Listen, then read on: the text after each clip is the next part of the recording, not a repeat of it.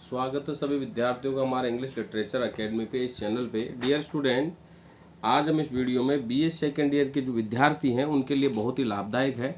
मैंने कल BA third year का पेपर आपको पेपर पैटर्न के बारे में समझाया और इम्पोर्टेंट क्वेश्चंस के बारे में समझाया। आज इसी वीडियो में अपन बीए सेकेंड ईयर के बारे में चर्चा करेंगे। तो जितने भी विद्यार्थी शेखावाटी विश्वविद्यालय से हैं, एमडीएच यूनिवर्सिटी से हैं और जो स्पेशली मत्स्य यूनिवर्सिटी और राजस्थान विश्वविद्यालय से हैं वो विद्यार्थी विशेष रूप से ध्यान दें। आज हम इसमें बीए सेकेंड ईयर के पेपर के एनालिसिस करेंगे क्योंकि पेपर आगामी कुछ दिनों में होने वाला है। तो डियर स्टूडेंट, अगर मैं सेक्शन फर्स्ट पेपर की बात करता हूँ और सेक्शन एक की मैं बात करता हूँ तो इस साल के लिए सबसे महत्वपूर्ण जो कविताएं या जिसमें आने की पूरी संभावना है, जिसमें एक्सप्लेनेशन, शॉर्ट क्वेश्चन और लॉन्ग क्वेश्चन है, तो ब्रिटिश पोइट्री में मैं इसमें जो विलियम ब्लेक की लंदन और टाइगर है, इसमें से टाइगर सबसे इम्पोर्टेंट है और गिवी पटेल की दो पोएम जो नई जुड़ी है कि सर्वेंट है और दूसरी जो है ऑन किलिंग ए ट्री है। फिर इसी में ही मैं पीबी शैली की जो कविता ओड टू वेस्ट विंड, बहुत अच्छी कविता है, ओड टू वेस्ट विंड कविता में से आने की पूरी संभावना है। और जॉन किट्स की ऑटम, मैं फिर रिपीट कर रहा हूँ, विलियम ब्लेक की टाइगर है, ओड टू वेस्ट विंड है और जॉन किट्स की ओड टू ऑटम है और गिवी पटेल की जो पोएम्स है on killing a tree, servant, बहुत अच्छी कविताएं हैं। इनमें से आने की 100% पूरे चांस हैं। इन्हीं में से आपके शॉर्ट क्वेश्चन आएंगे और एक्सप्लेनेशन आएंगे। अब मैं बात करता हूँ सेक्शन बी की। सेक्शन बी में सबसे इंपॉर्टेंट कविताओं में से जो महत्वपूर्ण है वो ए.के. रामानुजन की ओबचूरी है, river of mother among other things है और निशी मैजिकल की नाइट ऑफ द स्कॉर्पियन आप लर्न कर सकते हैं। ये आपके सेक्शन बी फर्स्ट पेपर के लिए सबसे महत्वपूर्ण है और इन्हीं में से शॉर्ट क्वेश्चन और लॉन्ग क्वेश्चन है। और जैसा कि है इसमें दो नॉवल है हमारे। आपका जो फर्स्ट पेपर है इसमें आपके डोल्स हाउस सबसे इंपॉर्टेंट, याद रखिए। जो भी विद्यार्थी सेकेंड ईयर का इस वीडियो को देख रहा है वो ये ध्यान रहे कि जब वो सेकेंड ईयर का फर्स्ट पेपर करे तो सबसे पहले वो डोल्स हाउस से रिलेटेड क्वेश्चन करे, क्योंकि डोल्स हाउस में लिखने को बहुत अच्छा मैटर है। एक वुमन के स्ट्रगल पर आधारित नॉवल है। हेनरिक इब्सन जो कि एक आयरिश राइटर है उनके ऊपर उनके द्वारा लिखी गई बहुत अच्छी ये रचना है। तो आप इसे अच्छे तरीके से लर्न कर सकते हैं। इसमें से आने की पूरी संभावना है। जब आप इसके क्वेश्चन बनाएं तो राइटर का इंट्रोडक्शन, नोवेल का इंट्रोडक्शन, थीम, प्लॉट और समराइजेशन और करेक्टर के साथ फिर इसके बाकी पॉइंट आगे लिखें।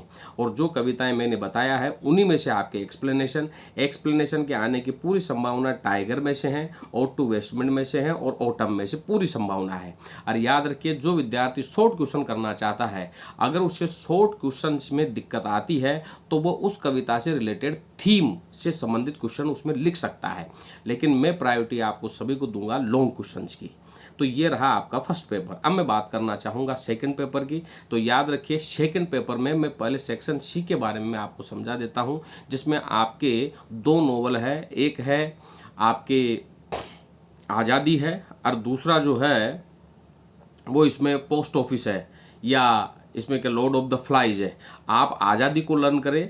आज़ादी चमन निहाल के द्वारा लिखा गया बहुत ही अच्छा नॉवल है जो हमारे पार्टीशन पे आधारित है और जिसमें लाला काशीनाथ की, उसके बेटे अरुण की और उसकी जो बीवी है, उसकी जो बेटी है मधुबाला, उसकी कहानी है, रोमांटिक लव स्टोरी है, क्योंकि बरकत अली की बेटी और अरुण के बीच में लव रिलेशनशिप रहता है और बरकत अली और लाला काशीनाथ दोनों मित्र रहते हैं जो सियालकोट में रहते हैं। और पार्टीशन से लाला काशीनाथ को किस तरह की समस्याओं का सामना करना पड़ा और अन्य हिंदू मुस्लिम परिवार जो सियालकोट में रहते थे उन्हें किन समस्याओं का सामना करना पड़ा और किस प्रकार मुस्लिम समाज के द्वारा उनके ऊपर अत्याचार किए गए, उसकी पूरी कहानी है।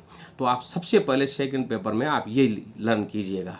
अब मैं बात करना चाहूँगा स्टोरी की। इसमें स्टोरी एम आई ब्लू सबसे इंपॉर्टेंट, एम आई ब्लू है और इसी में रेफ्यूजी है और इसी में ही सबसे इंपॉर्टेंट जो कहानी है एम आई ब्लू और रेफ्यूजी के साथ साथ आप अंडर द बनायान ट्री भी आप आर के नारायण की लर्न कर सकते हैं। लेकिन इसमें एम आई ब्लू तो आपके डेफिनेटली आने की पूरी संभावना है, रेफ्यूजी भी आपके आने की पूरी संभावना है और इसी में से ही आपके सबसे इम्पोर्टेंट जो आर के नारायण के जो क्वेश्चंस हैं जो अंडर द बनायान ट्री है उसमें सबसे इम्पोर्टेंट क्वेश्चन बनते हैं।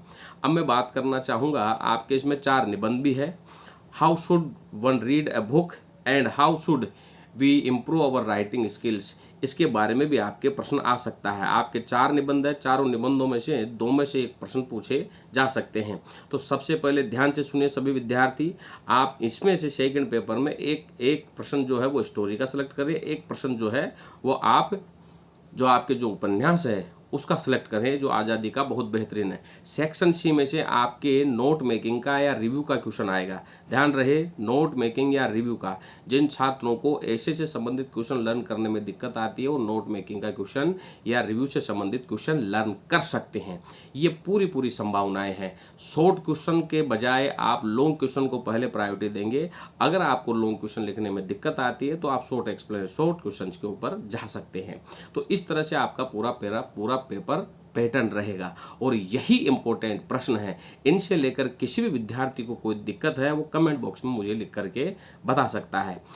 आगामी 2 दिनों के बाद थर्ड ईयर का एग्ज़ाम है। थर्ड ईयर का मैं पेपर पहले बता चुका हूँ किस तरह का उनका पेपर पैटर्न रहेगा। मैं फिर कह देता हूँ, जो थर्ड ईयर के जो विद्यार्थी हैं वो विशेष रूप से ध्यान रखें, लॉन्ग क्वेश्चंस पर पहले प्रायोरिटी देंगे और बिना पॉइंटों के कोई भी छात्र आंसर नहीं लिखेगा। जब आप लॉन्ग क्वेश्चन कर ले उसके बाद आपके पास समय बचता है तो आप शॉर्ट क्वेश्चन भी अटेम्प्ट कर सकते हैं, लेकिन पहले लॉन्ग क्वेश्चन को प्रायोरिटी देंगे और लॉन्ग क्वेश्चन को लिखते समय आप पॉइंट आउट जरूर करेंगे। और जब आप पॉइंट आउट करें तो याद रखिएगा उसकी जो लिटरेरी थ्योरी है, जैसे कि थीम है, ब्यूटी है, राइम है, ये सारी चीज़ें बहुत अच्छे तरीके से लिखे और हो सके तो कविता के लाइंस को लिख करके आप उसकी figure of speech, rhyme, beauty ये दिखाने की कोशिश करें ताकि आपके नंबर अच्छे तरीके से एग्रीगेट हो। तो इस तरह से आप पेपर पैटर्न रहेगा और इसी तरह से आप पेपर हल करें। वीडियो कैसा लगा लाइक और सब्सक्राइब जरूर करें। Thank you very much dear friends. किसी भी विद्यार्थी को अगर नोट्स की ज़रूरत है वो मुझे कॉल करके बता सकता है। ये बहुत ही मिनिमम रेट पर आपको नोट्स उपलब्ध हो जाएंगे। मेरे फ़ोन नंबर है 9928669902 8963043837 पर मुझे कॉल करके आप मुझे किसी भी तरह की आपकी जानकारी लेना चाहते हैं उसके बारे में मुझे पूछ सकते हैं। Thank you very much dear student, बहुत बहुत धन्यवाद।